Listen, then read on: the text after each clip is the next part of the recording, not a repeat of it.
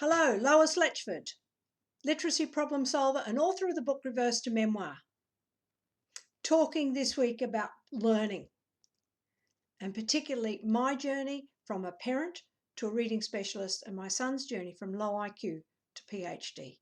And it comes under the title of the Lincoln Project, so slow to learn, but slow to forget.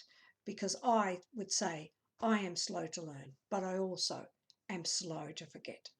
Once I had taught my son in England, and I saw this change. I saw this boy who was happy. I saw him absorbed in what we were doing, and I saw him asking questions I could not answer and curious. It transformed the way I approached reading. It also made me curious about the science of reading. We went back to Australia, we went back to our home, and Nicholas went back to school, and over the years I went back and became a reading specialist. I did my studies to become a reading specialist. And what I did was started to search the literature for what makes reading work. I had to become curious. And because Nicholas was so low and his journey was really quite different, it really had me approaching the literature from a different point of view. And no literature is neutral. It's worth thinking about that, because I came with my background of not now just a teacher or a parent, but I came with a son who was so low with his language base.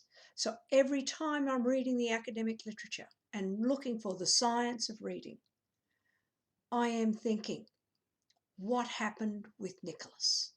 What went wrong? What worked? What didn't work? Why did it work? So all the time I had these questions in my mind as I was reading through the literature. And that's where you come up with the science of reading. The science of reading, as I said first up, is a soundbite.